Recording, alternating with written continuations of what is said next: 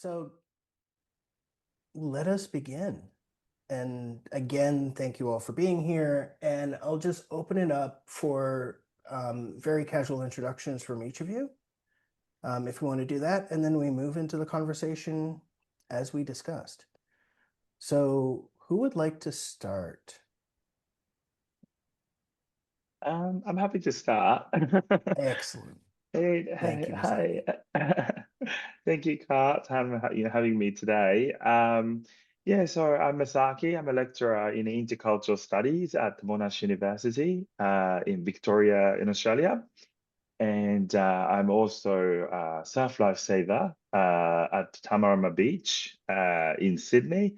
And so I have a lot of work in Sydney during the summer. So whenever I fly, I do the lifesaving.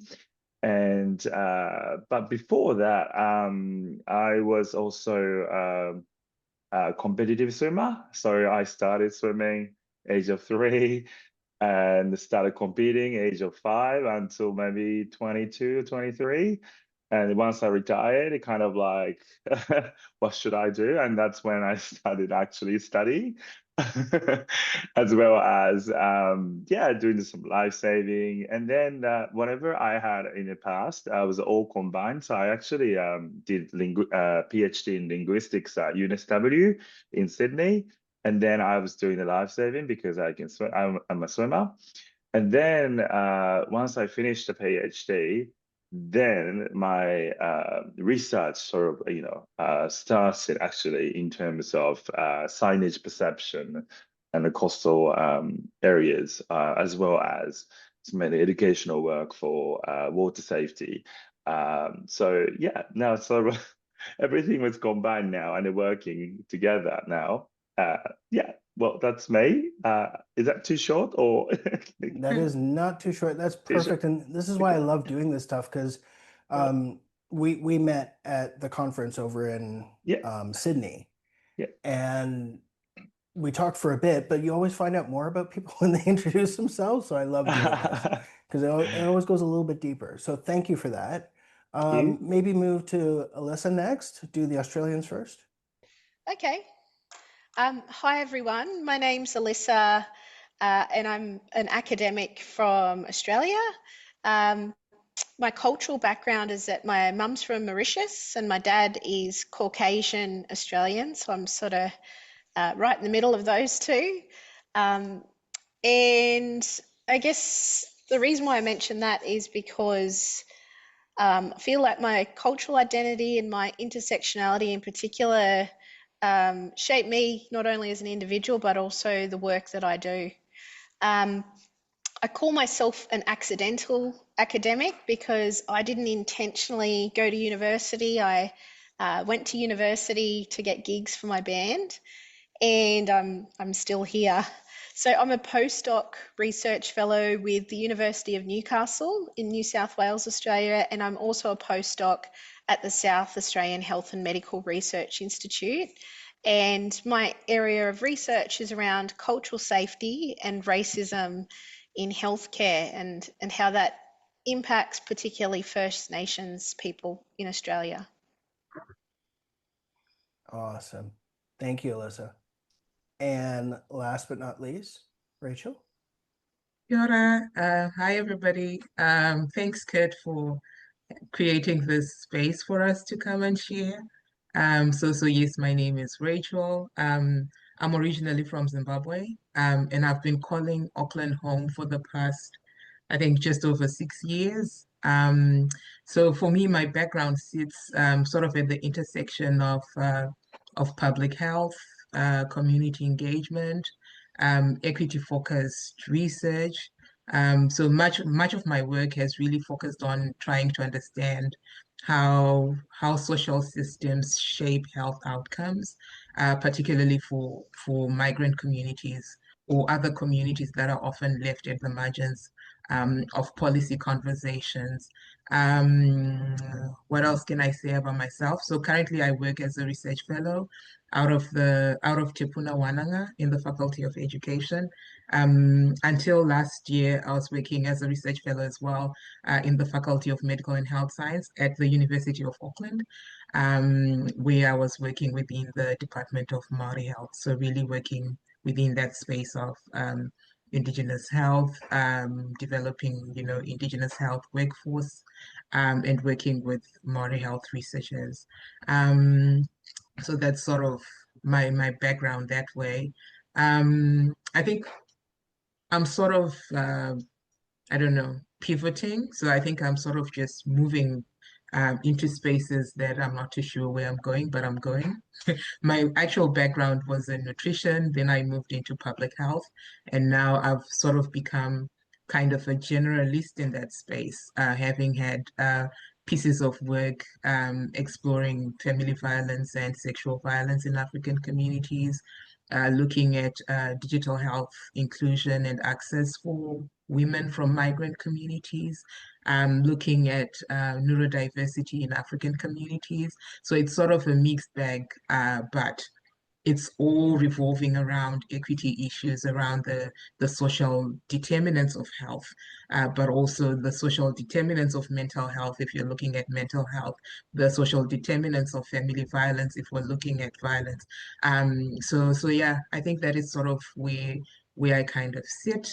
One of the things that I've done lately, I think over the past year, was establishing again, a trust that looks to support migrant communities who are neurodivergent and their families, again, because it's one of those gaps or some of those issues that are really not being addressed within our country, within our I don't know. I think within many parts of the world as well. So yeah, I really like centering my work on community voice, and really pulling together, community knowledges, the different knowledge systems that we have in that space.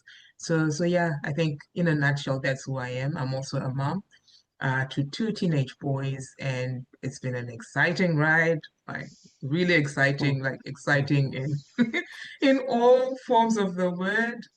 So yeah, really grateful to be able to share the space with you today. Thank you so much for that. And again, little bits and pieces coming through that I didn't know before. So I've talked to all of you separately and had discussions with you separately. Both Alyssa and Rachel, I've cited your work numbers of times in some of my presentations and stuff. Masaki, your recent work, how cool is that? That's all I can say. And maybe you can touch on some of that later in terms of the symbols and stuff that are out there and how it's interpreted culturally. But just to set the kind of not agenda, but it really is an open conversation. But one of my curiosities, and I see the aquatic space as kind of almost like a test case, a benchmark space where things are coming in and that intersectionality exists, but not there's an adoption process in the industry. And every time a word moves from one place to another, it seems to change context. So you get these buzzwords happening like high income, low income, social determinants of health. And it comes into the space, and then all of a sudden, it's because of the different dynamic of the space, it moves into a specific category. And then for me, it's become very confusing because you look at it from different aspects of education, from health, I feel like there's kind of a universal pinning of social determinants, but it seems to morph in each of those spaces. So having a conversation like this, which crosses so many boundaries, I'd be really interested to hear the different interpretations of what social determinants are and how we can come to some kind of, this kind of been my thing for a while, is how do we come to some consensus of what the word actually means and how we interpret that space so it doesn't marginalize, if that's kind of where I'm coming from. But I could really open it up and maybe Masaki, because I mentioned your work already, where that kind of not centered me out, but where you sit in that space, and because you deal head on with that, I think. Yeah, that's it's really difficult area, isn't it? I mean, we also kind of need to look at all the different sort of area of aquatic space, I think.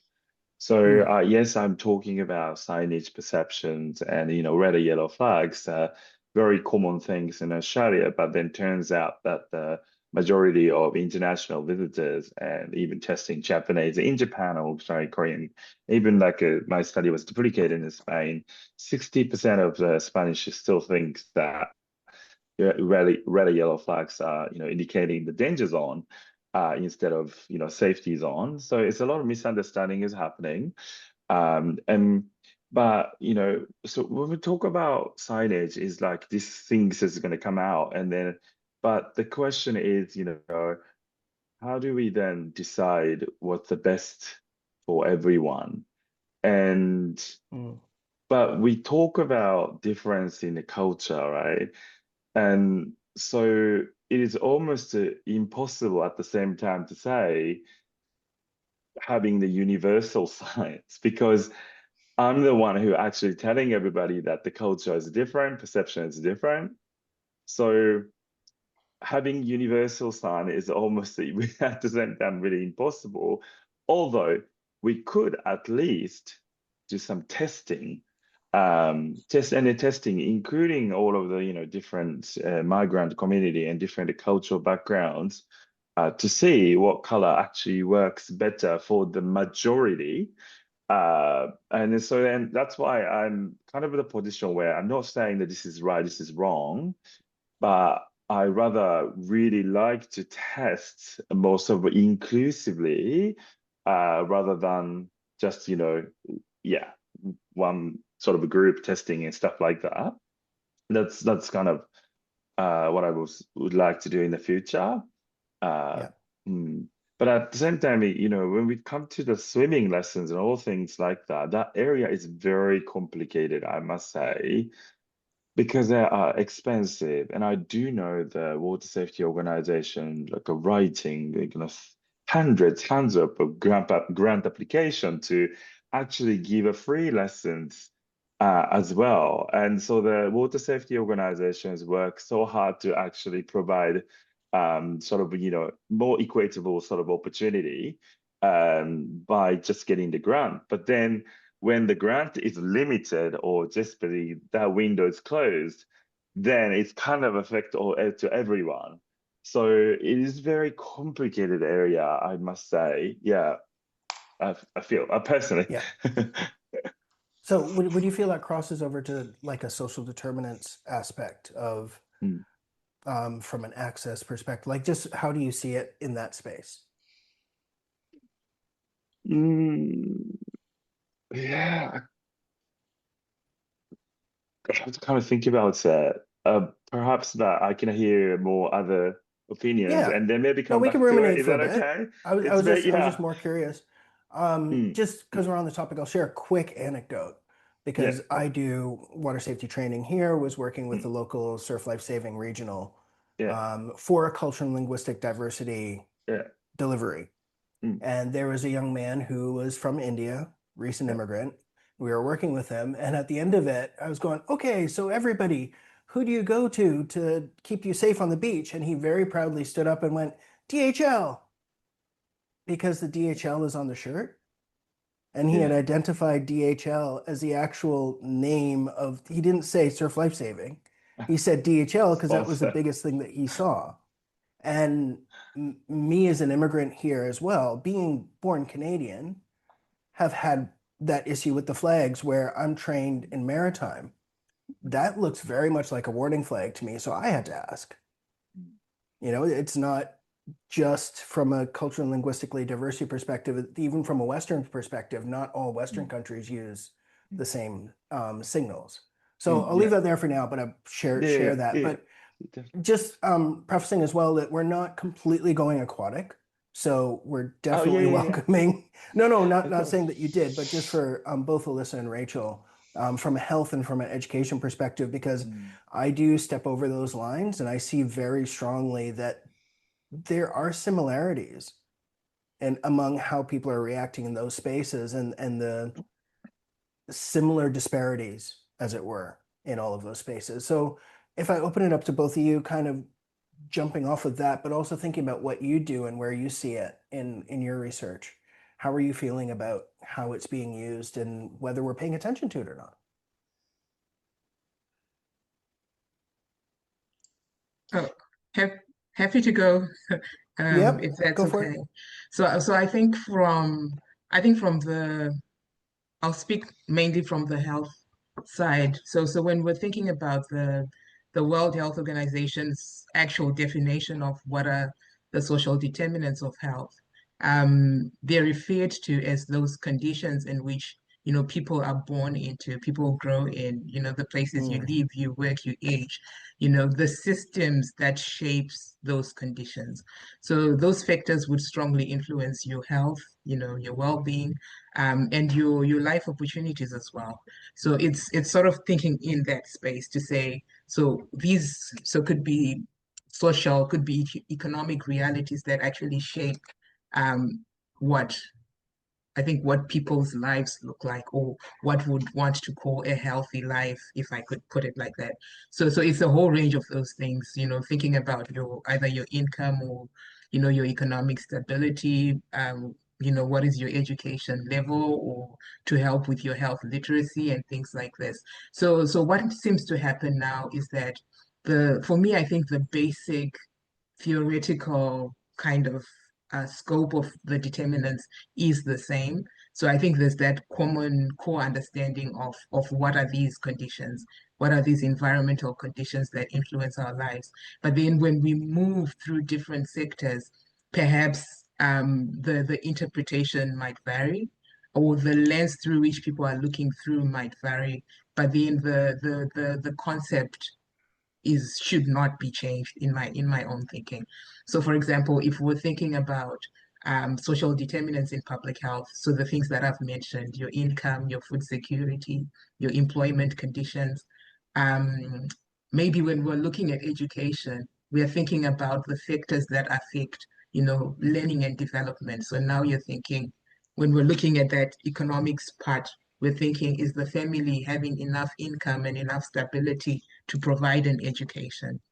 Is early childhood development available? What school resources are available? What language access is available? So the base is the same, but perhaps how different sectors would look at each of those determinants might be different. When we're looking at, I'm just thinking about community sport, for example. Um, mm, can people afford to take children to sports? What is the cost of a yep. program? What is the transport, needed to take a child to a certain place? Is that space culturally safe, for diverse people to walk into those spaces? What gender norms affect that space? Is it accessible for people with disabilities? Is it available? Like, is it safe? There's so many other things. But when we look at it, it's all of those basic sort of factors that then, I don't know, would be looked at differently depending on the sector. So I think it's an important conversation to be having, and also to really apply it, as well as it applies within the sector that you're working in. But I think the basics shouldn't change. And also just to build that understanding that everybody really knows what we're referring to when we're talking about determinants. When you're looking at, I guess, the determinants of migrant health, and the determinants of um, mental health, for example, the concepts would just vary just a little bit depending on the, Mm. the actual the actual phenomenon that you're looking at. But yeah, I think the basic should remain the same. Any thoughts, Alyssa? Yeah, I guess just to follow on from what you've said, Rachel. I agree. I feel like the broad concept of the social determinants are broadly accepted, particularly in fields like public health. But I think despite the huge body of evidence, there is still some resistance. I think that's partly shaped by the biomedical Western sort of health lens that everything is sort of viewed through. And just to give you an example and linking it to the field that I work in, we know that racism is a social determinant of health. It's probably one of the lesser known social determinants, but it is recognised by the World Health Organization, and there's a huge growing body of evidence that shows that, you know, not only that does racism impact your psychological health, it impacts your physical health. It's a healthcare equity access barrier. It can impact the quality of healthcare that you receive through things like clinical decision making. And there's studies that have audited the quality of care that different patients and communities receive, and they've shown and they've accounted for other confounding factors like demographics and so on, and they have shown that there are quantifiable differences in the quality of care provided, but also the outcomes. And I feel like those disparities, whether they be, you know, in healthcare outcomes and prevalence of diseases, those sorts of things, or if you look at other fields such as aquatics, for example, and look at outcomes of, you know, drownings or who receives education around swimming and water safety, I think we can point to those disparities in outcomes and equity as evidence of the impact of racism, for example, in two completely different fields, but it sort of operates in a similar way.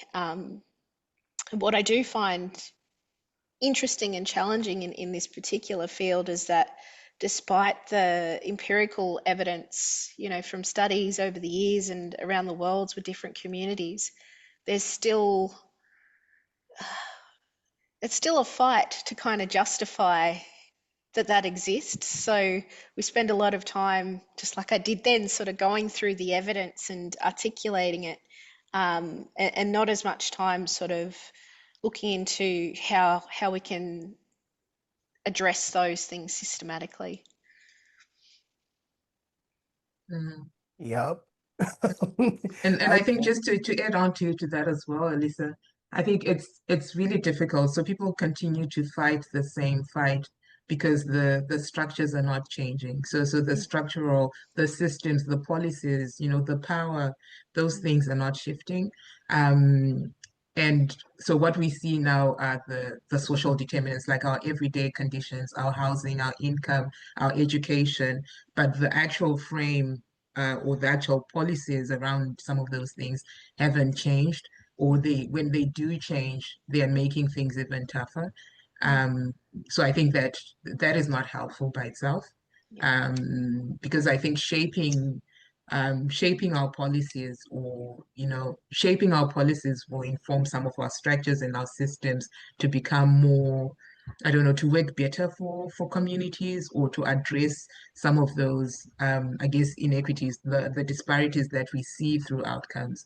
But it's a lot for me. I think it's a lot of work that people don't want to be invested in. Yeah. I'm just I actually agree with the Rachel's point, and as well, but the aquatic access is a little more complicated, I must say.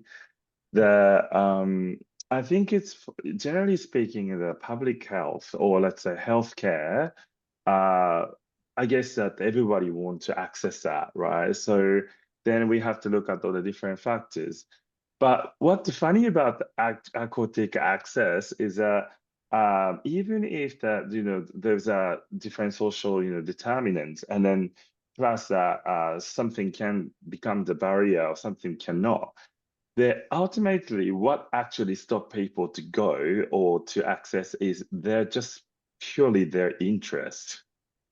So some people just not interested in water or swimming or even sports or like go to the beach. I don't like sands. And so like and so then then because those like personal interest kind of breaks through like a social determinant. Yes, there is a sort of primary levels, what decides. I personally think it's a more biggest factor is the economic factor. I personally, especially as a migrant, I was, for example, recently I published one of the work. It's to educate migrants on the beach safety.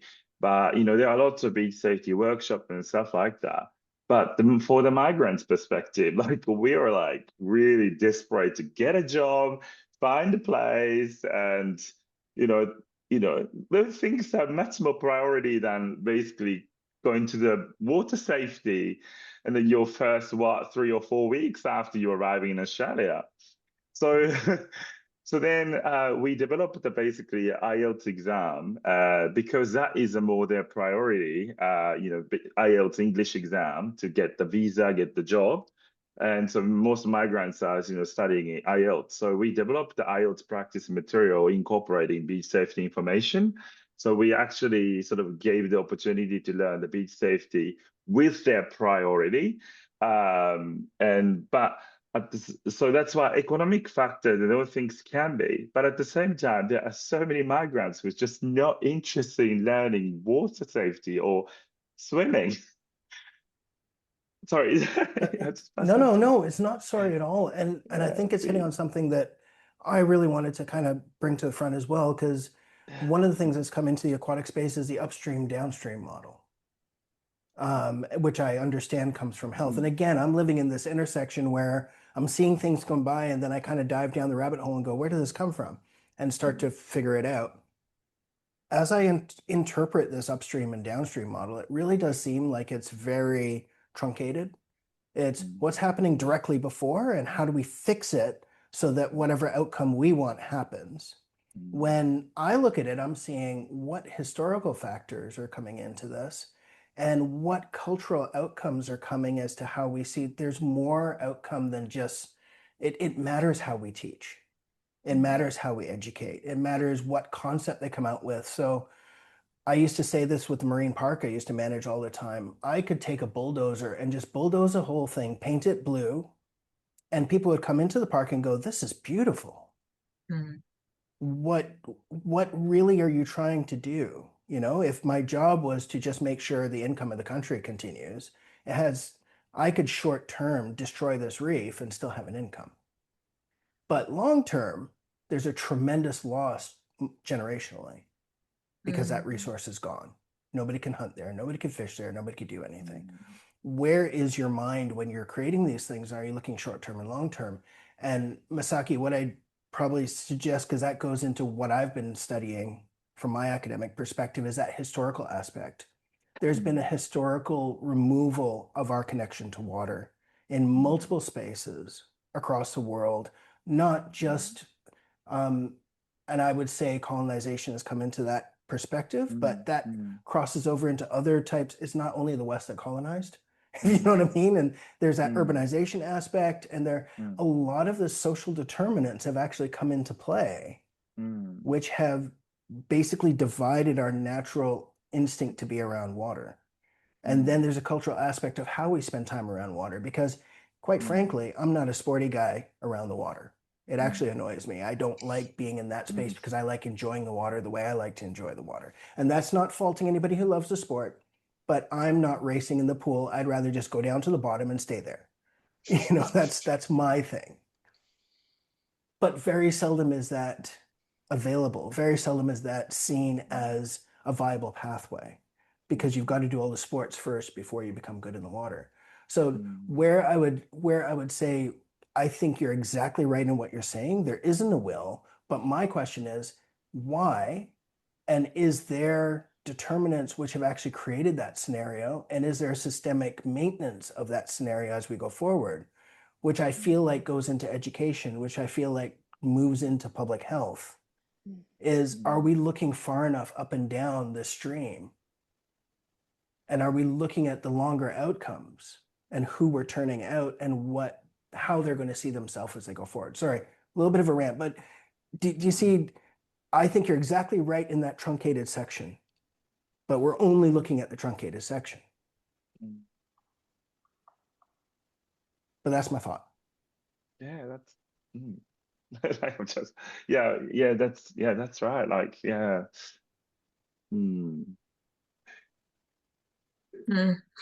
I'm thinking of the upstream, downstream, and I'm thinking, I think one of the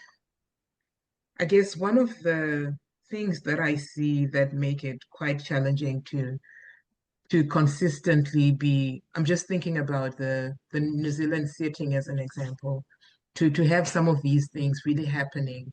So now when we're looking at, let's say for your upstream, we want to look at addressing the root causes, isn't it? To look at some of those underlying conditions that are leading to a certain problem. Focusing on those rather than, downstream, where we are now, fishing people who have fallen into the water, like treating illnesses, providing food assistance, or providing mental health support for people who have breakdowns or whatever's happening. Extinguishing the fire. What we want to do is to prevent the fire from even happening, right? But then when you look, for example, at the cycles of governance, or how government works, or with the elections, with the way that governments are always changing, with the way I don't think we can ever get to a point where we can actually address something. Let's say, for example, improving housing conditions, for example.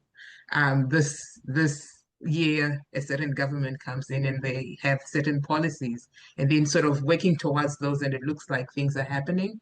And then the next cycle, somebody else comes in and completely changes the whole thing altogether. So what ends up happening is that, there isn't, like, whatever progress has been made is broken down, no traction. You don't have that consistency. You don't have anybody else really following through to say, has this thing been done? But if it was going to be a situation where you say, if this policy has been made, it doesn't matter who's in power, we are still going to see this policy to the end, then perhaps we could see changes in some places. So again, I'm not too sure who or the system benefits through this, because what ends up happening is that you don't have improved livelihoods. You don't have, I'll keep the housing example, for example, it still remains an issue. It still remains something that you put on your manifesto or whatever, that we're going to deal with housing. For the past, I don't know how many years, housing has been something that has been on people's, I don't know, manifestos or whatever it is. Sorry, not wanting to be political, but that is where it all starts. Because now, even if we want to look at what policy, what consultations are going to be done, what things are going to run through Parliament and all of that, it's all dependent on the interests of the people sitting in some of those spaces. Yes, they'll come to consult with communities, but oftentimes it's consulting on things that they're interested in themselves, not the things that actually affect communities. So I think when we're thinking about how do we address root causes, how do we respond to problems, I think it's really thinking around where are our communities in all of this, because the people who are affected are often not included in the solutions or in thinking about the solutions. Oftentimes, for me, what I just find is that it's quite tokenistic if you're even included, or you're not included at all. You just hear that, oh yeah, this is the new policy that's happening concerning, I don't know, the new disability services, for example. But then to really hear, how did we get to that point where now these are the services that are available, or this is the benefits that are available, or this is what we're cutting out, or things like that. I don't know, it's quite murky. Some of those things you never know about. Maybe there are people who are involved, but then oftentimes you just find out or hear about the changes that have happened. And then oftentimes it's questioning who was involved in all of this. You know. So yeah, it's I don't know, it's quite I don't know, for me, I don't know how else to describe this, but it's really messy, because we know what needs to be done. We know how we can sort of address some of those things. But I think are these conversations happening in the right spaces? Are the right people who have the power to really like who can influence, some of these very important decisions? Are they having these conversations? If they are having them, then what are they saying? Because we could be having the conversation, but then again, it's what are they interested in? What do they want to drive? Where are their priorities sitting? So yeah, again, a bit of a rumble there, but No, it's yeah, that's what we're here for, is rumbling. um I'm gonna open it. Actually, I'm just gonna go because I have kind of a burning thing for Elissa, and it comes directly off of what you just said, Rachel. And in reading your thesis, Elissa, it was probably one of the first studies that I've seen that had a really good balance between the a community aspect of what the community was going through, but also the professionals within the system who are also of that community, who had agency, who were facing it from the inside as opposed to just from the outside. I hope I'm characterizing this correctly. Yeah. And so often when we're studying, we must go to community. And I've been going on about this for a while now, going, does the community have the power and agency? Because you've actually cut the information from them. And then you go to them and you give that, picking up on where Masaki was going, that kind of truncated perspective. And then you go, hey, you need to solve this specific problem. And they go, well, we don't know how, so tell us. And then you've consulted with community. Yeah. And especially like when you're talking about historical social determinants, you're going to a community which has been dispowered. So then there will only be a few of us in the system who actually are of those communities who can advise, but we're often not in that consultation. And often nobody comes to those people who do have that knowledge. So the people with the academic knowledge, the people who have been the practitioners for years. So because you're still ongoing with that journey from your PhD, I think. Yeah. And how are you seeing that, and how is that integrating in? Because I think from a social determinant perspective, those with that knowledge and understanding where they sit in that paradigm are important. Absolutely. And I would say even those professionals who have that, in my case, that clinical expertise, who are of the system, but also of the community as well. So they've kind of got that dual perspective. I feel like those voices are often intentionally excluded from those conversations. So that was definitely something that I wanted to highlight in my thesis, and something that I'm, I suppose, continuing to explore through my postdoc work. So I guess one of the ways I'm doing that is by working with professional Indigenous peak health bodies, and working with those people with those sort of multiple hats and expertise, but also lived experience of the impacts of the inequitable system, and quite frankly, the racism. And I suppose it speaks to it's important to engage with community, but to engage in a way that informs, so that they can try and engage without that power disparity. So like you said, Rachel, it's often quite tokenistic and extractive, and particularly researchers, but you could also say government bodies and policymakers, there's no effort to, I guess, critically reflect on how you explain things or provide context or information so that people in communities can make those informed decisions, or have an idea of, what is it exactly you're asking and why.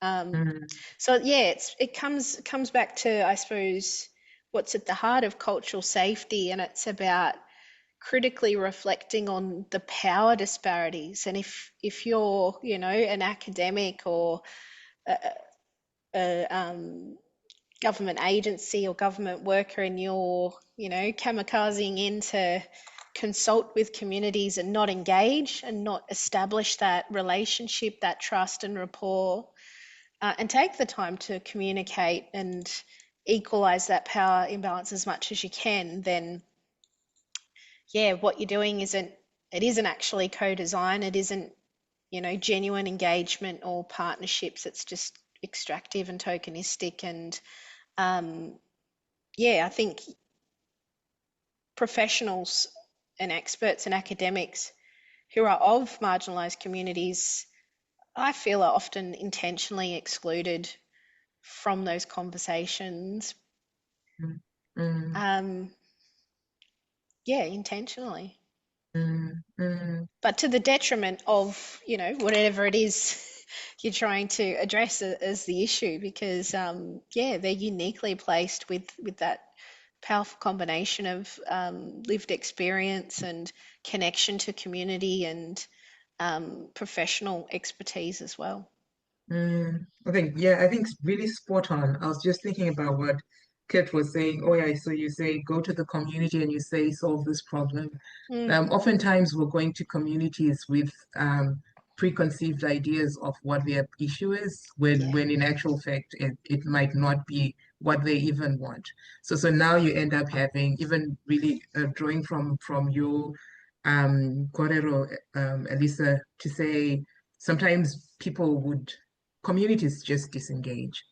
So that interest is not there anymore. So I've done work with our own communities where people would question you, oh, why has it taken 20 years, you know, for this particular government department to come and want to understand our experiences with violence, for example.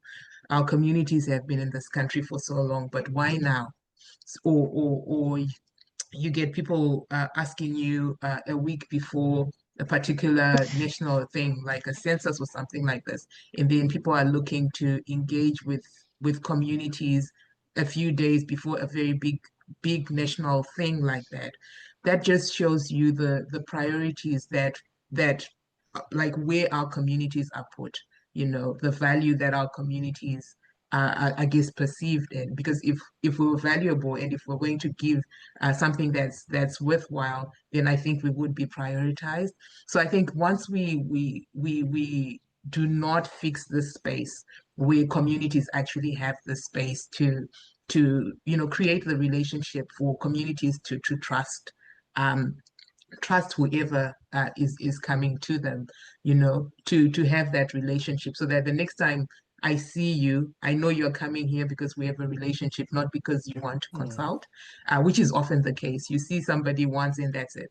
The next time you see them, or it would be somebody different who has potentially replaced that other person, who has come again because they want something different, which is very, I don't know. It's not a really good way of holding relationships. Like you say, Alyssa, it's quite extractive, which really brings me to, I guess, the work that Kurt was sort of saying, oh, are you going to talk about it? But then I guess it's really thinking around how do we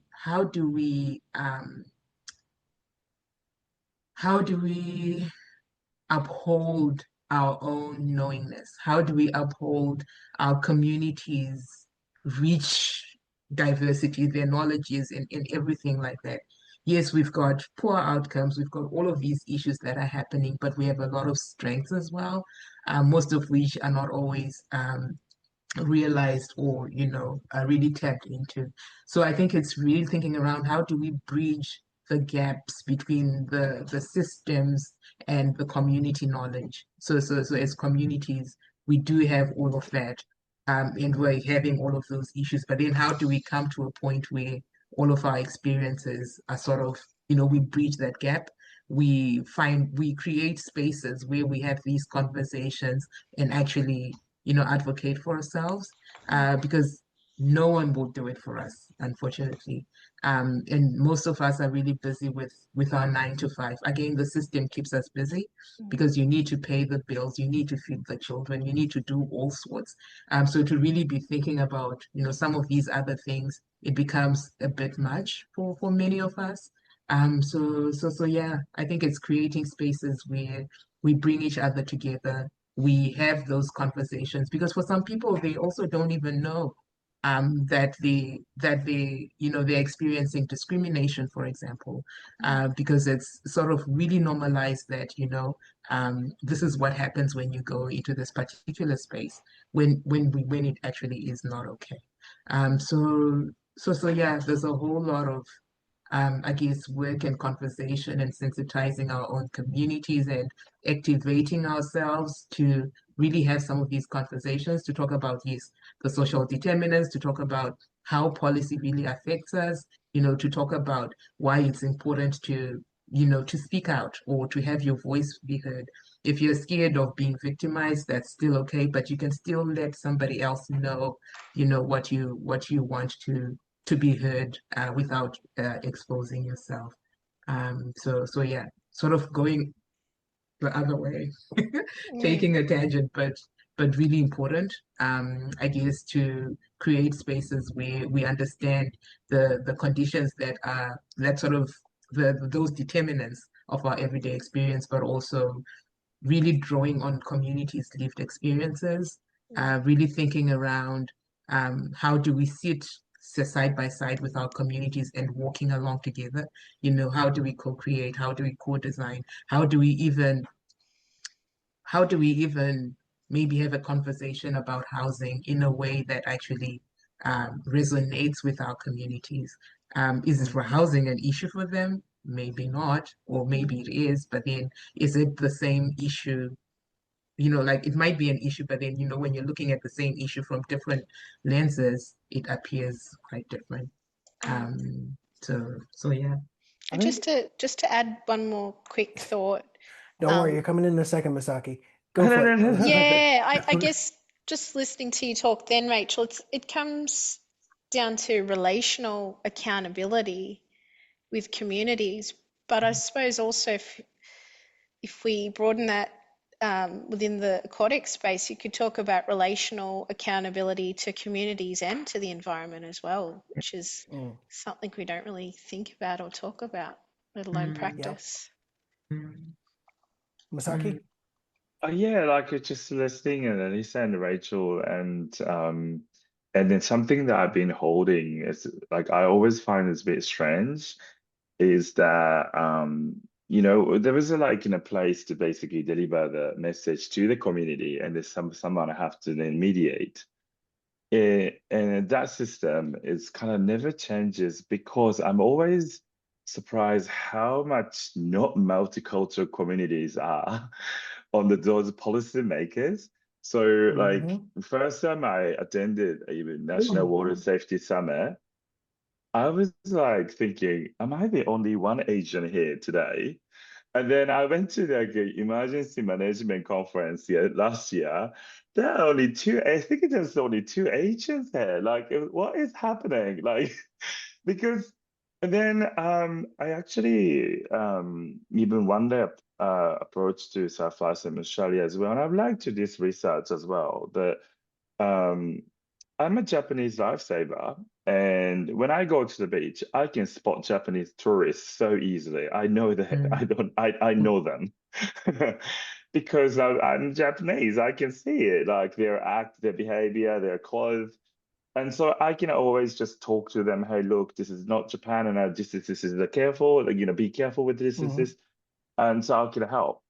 And so I think having more multicultural community within those policymakers mm, actually it's much easier and then sort of smoother to deliver the message, but somehow this system doesn't really exist to me so far. mm, And so Yep. mm, it's but at the same time, so how can we, for example, in terms of life how can we bring the more multicultural into life saving club? because when you join the life saving club, you have to pay $300 and you have to join like do this 10 weeks of bronze medallion. And it's quite Mhm. physical, quite emotional, and Mm, you are basically pay to risk your life to save someone. Why am I doing this? So then there mm, Uh-huh. must be there should be some really clear outline what the benefits are to be a lifesaver. Because watching the Bondi rescue, I think mm, 99% would think I cannot do this. yeah. And it turns out that it's actually Bondi Rescue is nothing to do with, being a South lifesaver. So, Mm, it's much more community-based, a great group. So, there is some sort of, sort of cultural characteristics, a sort of image that the kind of stop migrants or multicultural community to go into as well. But at the same time, I think it's more proactively recruiting those people. Like people are so shocked when I actually presented about, oh, people actually misunderstand the swim between flags. And some people mm, actually literally translated thinking that you had to be a swimmer between the flags. And the mm, most like, I think many water safety organization people are like, what? But mm. from the Japanese like translation perspective, like that's not really surprised at all. So so it's good to Mm. have those people in within the Yeah. policy makers. But yeah. Mm, mm, Mm, And I'm going to pick up from you, Misaki, because mm, we didn't talk very much at the World Conference, mm, but mm, when we were in Perth in 2023, I remember mm. very distinctly you standing up at the panel discussion. I think, was it on the media representation, Grim Reaper thing, or was Uh, it something else? It was I something think it towards was. the end. Mm, mm. I think Uh, probably like presentation about policy and yeah, yes. advocacy. And Yeah. and you stood up, but you not only just asked a question, you actually brought knowledge to the room. And in that room, there were only a few of us who are Mm, of different descents than Western mm, European, to the mm, point where, and not, I know from an Australian perspective, but I will say I was really surprised that there weren't more Aboriginal practitioners mm, and researchers in the room as well, because we were mm, in Australia. mm, Um, Same thing over here in New Zealand. You walk into a room and you're mm, kind of going, where is everybody? mm, Um, mm, and then that other element of, and why I'm so glad, because I didn't know your aquatic background as well, mm, the practitioner mm, researcher type thing. There's a mm, different element that comes when you know the water a certain way. mm, And I've done that in my academic reading. I pretty mm, much can tell if somebody knows the water or they don't by the way mm, they talk about their research. mm, And I usually can figure it out. And then afterwards, I find out that, yeah, they went to their kids' swimming lessons versus I'm a mm, surfer. mm, There's an element of that personality that comes into it. There's so few of us who are of different backgrounds mm, in the room to bring those perspectives that so mm, often the status quo continues. mm, So kudos to you for being one of those voices that stands up and says something different, because that's not easy. But then also, I live in that same world where you have this intersectionality where you bring it into the room, and I would call it, from my educational background, the disorienting dilemma, mm, that you see one thing going on one side and you're going, but why aren't we thinking like this? mm, So, like the systemic limitations of getting into the industry. The good fortune, the only reason I'm aquatic now is because I had the connection with the Caribbean. I would have never been aquatic if I grew up completely in Canada. It would have mm, never happened. mm, Nobody would have encouraged me. The pools are cold. You're mm, mm, running up and down, lap swimming, not my gig. I mm, went home when I was very, very young and mass fin snorkel and off I went. And that is my love for the water. mm, So, but there's no pathway to go from that into these industries. So mm, you can be incredibly mm, aquatic and competent, mm, but you mm, still have to pass these benchmarks mm, mm, to actually get in. So yeah. no, I'm not going to do a bronze medallion, especially at the ripe Mm, old age of 50 something that I am now. mm, But at the same time, I yeah. have a wealth of aquatic experience. I've got all that stuff going on. Mm, I bring something to the table. and I know I can hold my own. How do Mm. we actually translate the diversity of experience that you bring to the table as opposed to this kind of regimented entry point that we have? And I don't know whether that exists in the health space or the education space, but I feel like we have to jump through certain hoops to actually be at the table. Mm. When, go ahead. Sorry, just so No, don't be excited to sorry. say Jump this. in, jump in. I wanted to say, if you can't get a seat at the table, then create your own, because you're just one of many other people. That's one thing that I found. You're just one of many other people who are asking the same question. Right. So it's creating that table where you can have those like-minded people sitting around that table, and then you can create a stronger voice to be able to shake that other table. You can't do it alone. You need to have a community. So for me, it's creating that space where you can actually thrive with other like-minded people. There are potentially many other aquatic people around who are actually thinking as well, how do I do this? But we don't know them because we haven't connected with them. But then what I'm saying is, if there's no space, if space is not, space will never be created for us. That's for sure. So how do we do it? We create our own spaces, make an impact, and then definitely people will see, people will feel the whatever's happening through our own work. So yeah, try getting a seat on the table, don't stop, but then also create spaces where you can actually thrive and I train think, others as well so that we also know how to sit under the pool. yeah, sorry, I actually think that we also really tell them that different culture is a really powerful knowledge. It's I actually haven't told anyone much about this, but I actually used to be a swimming coach over 10 years, mostly Japan and the US. And I actually been training other coaches as well, like a new coaches to be a coach. And so even sometimes I had a 40 customers within a 25-meter, and I still have to go through it. And the Japanese swimming teaching systems are great. They're very systematic. They're straight into the practice while they're doing the theory. When I actually tried to get the master's swimming coach accreditation, I actually gave up because A, they are not accepting a Japanese or other qualifications, and B, we have to go through 100 hours of theory first to do anything, and the practice is almost nothing. And I know how the system is not working here, and then I can absolutely bring Japanese knowledge and culture and some sort of success system, a useful system, bring into Sharia.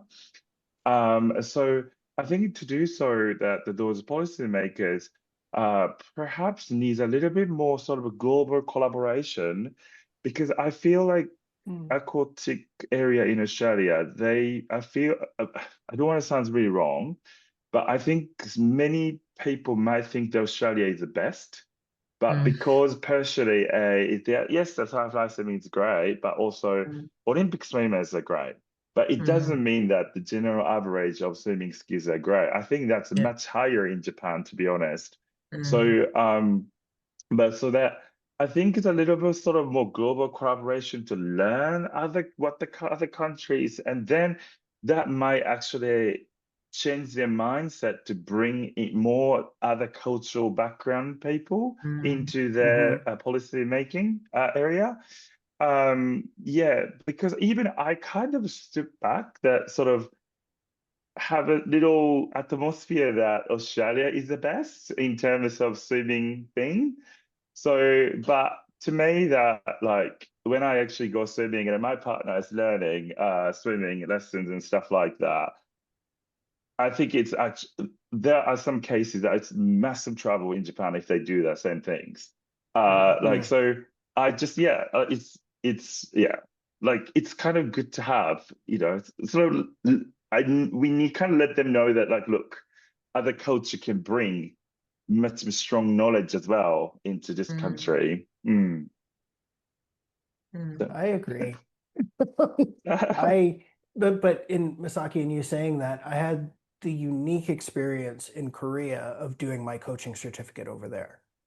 So I don't know whether anybody else has done it, but I think I'm the only foreigner that has actually done the Korean Swimming Association certificate in Oh, in Korea. Australia?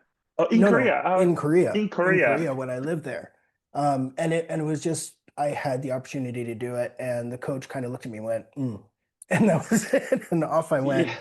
And what it taught me, number one, I had to learn the butterfly, which I still can't do to save my life, and nor do I want to. But that's another topic completely. But the cultural difference in the teaching style, once you understand how different it is, it doesn't surprise you that there are problems when other cultures come and try and learn in a different style. Because it's much more, and I'm not saying it's like Japanese because I don't know the Japanese system, but it's very tactile.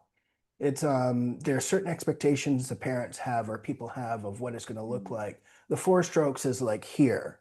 That's what they're going to learn first, and then everything else comes afterwards. There are certain things which are very specific, and I look at it as not necessarily more advanced or less advanced, but the different approaches help you come to the middle of the table. If you know what I mean. We can draw from all of these different things from different places in the world, but we keep not looking and trying to reinvent the wheel where we are. And we're missing elements of it because we've got good stuff happening. Every culture has brought something different in. And then there's a legacy of how much of those styles are actually based on the Western European original legacy coming from the late 1800s, early 1900s, which appropriated from indigenous styles. So there's this whole legacy aspect of it as well, is are we actually drawing from a central system which is not necessarily fit for purpose for all the different styles of how we use the water? And then I'm trying to branch it out into that social determinants aspect, because I think similar type things are happening in education, happening in public health, where we have this kind of tunnel vision perspective of this is what is good, without actually broadening that perspective of, hey, wait a second, there are other elements of communal response, the idea that it takes a village, where when that works well, people are a whole lot safer than an individualistic perspective, but yet still I find that there's a lot of focus on the individual constantly. It's like, yes, that's great, but we're still going to do it our way, kind of thing. I mean, I think I just personally think though that each culture could be more advanced or less advanced, I think, because like Australia, like in terms of self-life rescue training, is like next level, amazing, like wow levels to me. But Whereas they kind of like started it as well. yeah, but Yeah. exactly, long history. And Japan has a long history, and it also has a lot of swimming pools. Like almost every single primary school has a swimming pool, and the swimming pools are everywhere. And also, unlike to Australia, that I think, well, Japan, like even if you can't actually teach because you just started, you still get paid to learn it. And so that there was lots of history of it over there as well. So to me, that there are some sort of more advanced version, and it depends on the culture, depends on the more experience, depends on the history. That's why I feel like we can actually pick, if there's something more advanced, we can pick into it. But at the moment, I don't think there is that system, or there is that mindset to even bring something from the other countries. And hence, I feel like policy making areas are sort of monoculture rather than multicultural. I don't, this is about personal opinion, but yeah. I mean, probably That's what we're here for. Japan might be the same as well, but like that. But yeah. Rachel, Elissa, anything building from that from your sectors, or not a must? I'm just curious. Yeah, I guess I think there are definite parallels with that one size fits all approach, and that individual focus, it's very much privileging a certain type of knowledge and over others.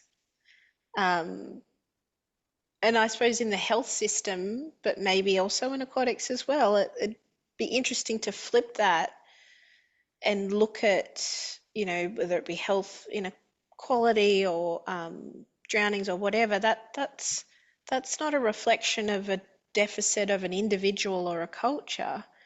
That's a product or a deficit in the system.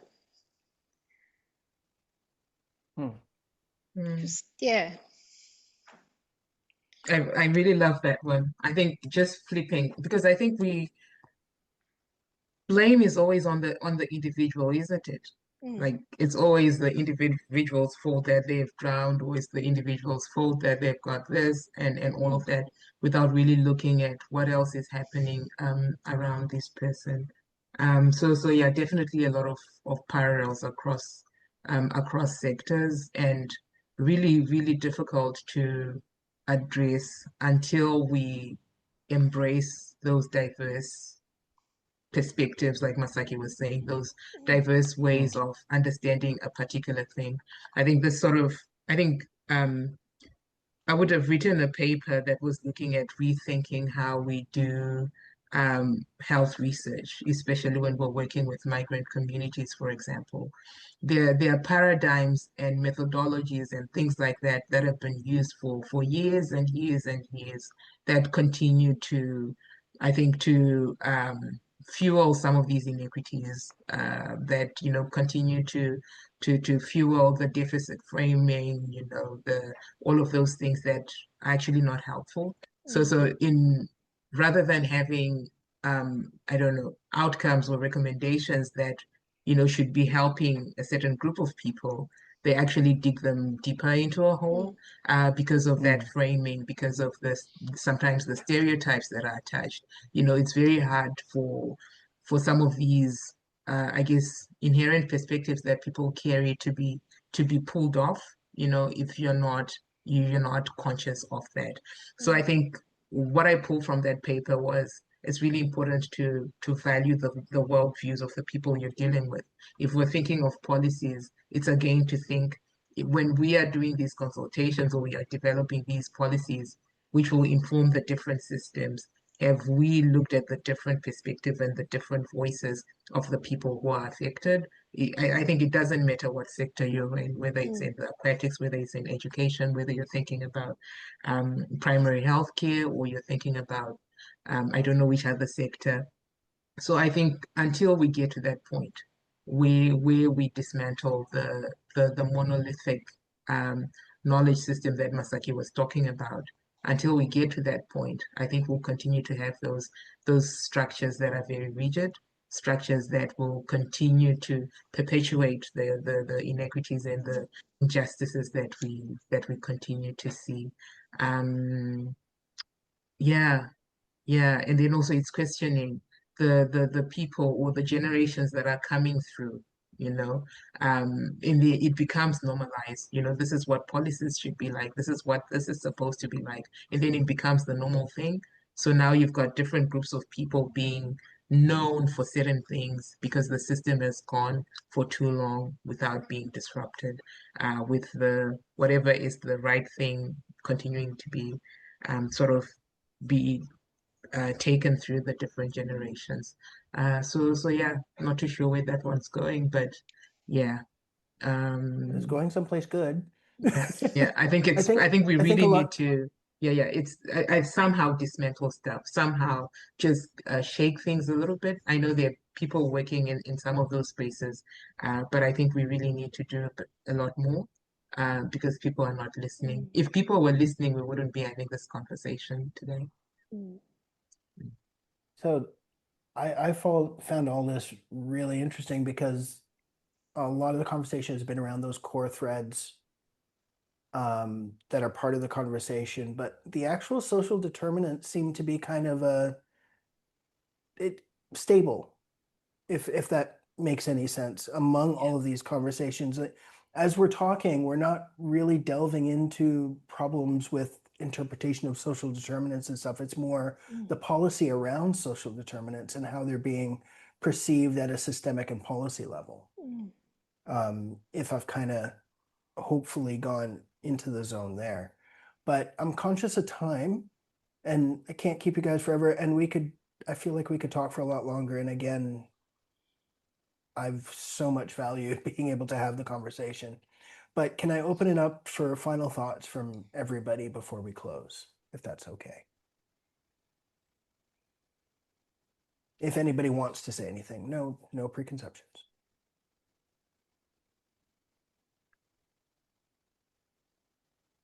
We don't want to go? No, not a requirement. If nobody has anything to say, that's cool.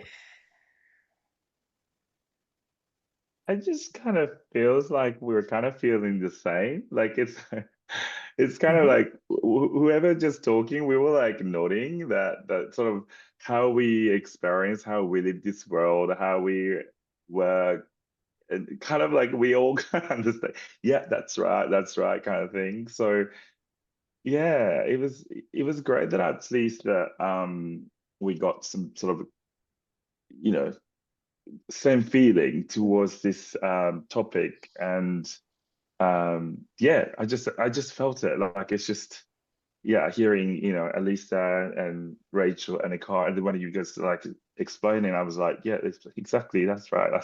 So yeah, yeah. So yeah, that was just like my thought the whole time in this conversation, actually. Mm, mm. Yeah, for me, I think really picking from you, Masaki, is there's a whole lot of, I guess, parallels across the sector. I don't know much about aquatics, not so much about education as well. But then just hearing both of you speak, you just get to see that, oh, so the same issues that we sort of are struggling with, you know, within the migrant health space or within the public health space, you know, are also common when you look at the education space. But also just this just serves as that reminder that, you know, like our everyday conditions have an impact on a whole lot more. So this could potentially be the same person, you know, who's, you know, having issues with their swimming and aquatic things and their education and their public, like their health thing. So you can't really separate to say, oh yeah, because you know, it's a health issue, then it stands on its own. Because it's an education issue. You get to see the way that all of these are sort of intertwined. If we're going to have a case study and look at maybe a certain person or a certain family or a certain community, you get to see that all of these things are just, you know, weaved together. So I think, well, what's encouraging, I guess, is that we can't address one thing alone. You know, it's not the responsibility of a particular sector, but I think it's something that should be done by the different sectors in partnership with the communities themselves, with the people who are actually experiencing, you know, the brunt of the determinants or the suffering, the disparities, and all of that. And I think it's having this conversation is quite valuable because you get to, for me, I think it was really important just stepping back and just reflecting on the bigger picture because we only have 3, 4 sectors represented here. But then when you think about all of the other sectors and how our work actually intersects, I think that just shows you that the potential for innovation or the potential for solutions that are actually useful is there. And now it's thinking around within the other spaces where potentially decisions can be made. Are the same connections being made? You know, is that desire to draw across sectors there? You know, are people, you know, wanting to create more of these inclusive and, you know, inclusive spaces that actually drive equitable outcomes? So yeah, I just want to say thank you today for this opportunity just to sit here and listen to your stories, but also getting to share, I guess, my own perspectives about this. So yeah, I think learning has really happened for me today. Getting to have a feel of, you know, what other sectors have, what's happening out in Australia, and then you get to see that, oh, it's not too different. So potentially it's similar things happening across the Tasman, and also seeing people that are keen or eager to really make a difference. So yeah, really thank you so much for being here this afternoon. And thank you for creating the space, Kurt. Yeah, thank you, Really Cara. appreciate that. Thank you. Mm. It's out of complete and utter selfishness. And I won't be bashful on that one. I've learned so much.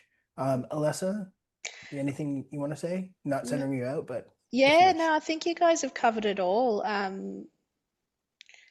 love working in multidisciplinary, multicultural spaces, and this just reinforces that. I think, particularly in health, there's this sense of, siloing and these dichotomies, which they really don't exist.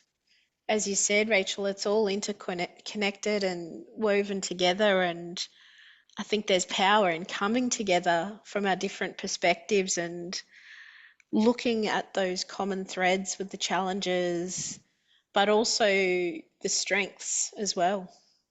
And yeah, Mm. really appreciate the invitation. It's been fantastic.